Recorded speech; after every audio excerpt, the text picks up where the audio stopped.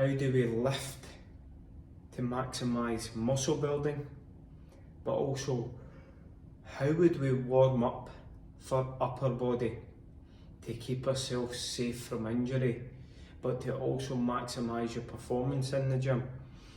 One of the biggest mistakes I've seen from a lot of men over the years is who are still stuck in the 1970s and 80s of doing this slow walking on a treadmill and walking from the treadmill straight to a bench press. Yeah, you can do a couple of warm-up sets with a bar and then gradually ramp up, it's called, but you're never truly warming up the muscles which support and stabilise the shoulder joint. If these are not warm, they're not activated, then you try and lift heavy, then there's a fair chance you'll get injured. It might not be today, it might not be in a 3 months time, 6 months time, maybe just down the line a wee bit eventually, especially when you get older, when you start to get into your 40s, guys. It's important that you figure out things for your own body. For me personally, I like to keep the warm-ups simple, but I like to keep them short and sharp and add in exercises which I feel start to give me a lot of movement around my shoulders, but also get these muscles activated. So I'm going to show you a couple of exercises you can do on a bench without weight, which will warm up your shoulders nicely, and then I'll show you how I want you to lift moving forward when you're training yourself in the gym to keep yourself safe, guys, from injury, because there's nothing worse than trying to push a weight that you shouldn't have and then injuring yourself and you need to stop the gym for a month. Yes, of course, everybody's been there at some point, so watch in.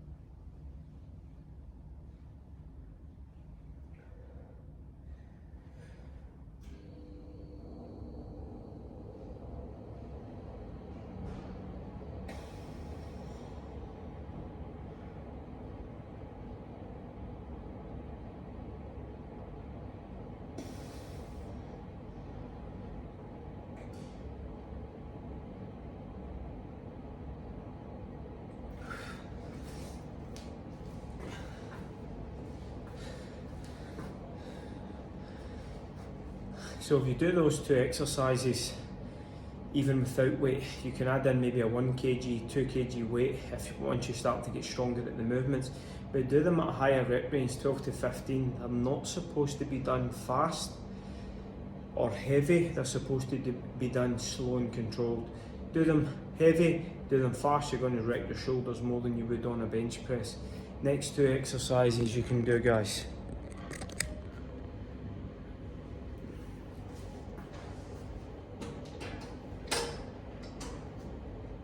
So on this one, keep this hand behind the elbow, here.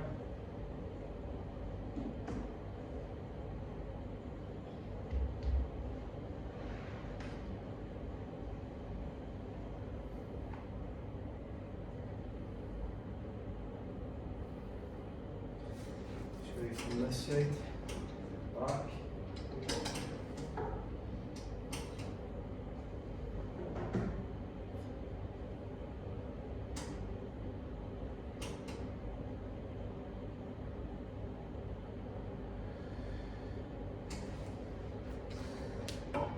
Then what you can do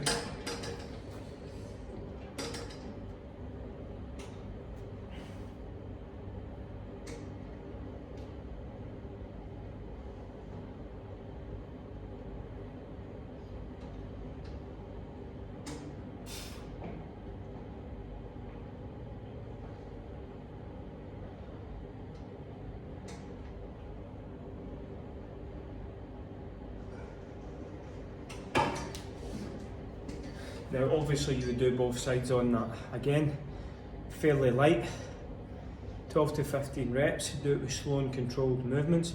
Try not to compensate through the wrist, try not to twist through your body. All the movement should come through here and through the scapular area, okay? They're called your rotator cuff muscles. If you do those two combined, you're going to be in a much safer position then to go do your pushing exercises. Now once you've done that, let me just spin this around a little bit. And here, like this.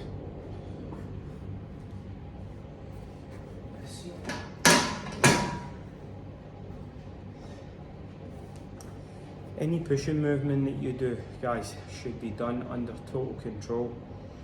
Now if you've lifted for a few years, you will know at some point your ego wants to take over and you want to lift more. And what inevitably happens is that you end up injuring your shoulder, right? You come into this bottom position and you bounce, boom, and you hurt the shoulder, guaranteed. Somewhere around here or somewhere in the front. So what I like to do with clients is, and what I've done with myself over the years to keep myself injury free, is focusing 2 seconds down, 1 second pause, press up a little bit faster, so like a 1 second up the way, where you're able to control all the way down, pause, and then press from the target muscle. Okay, so watch that.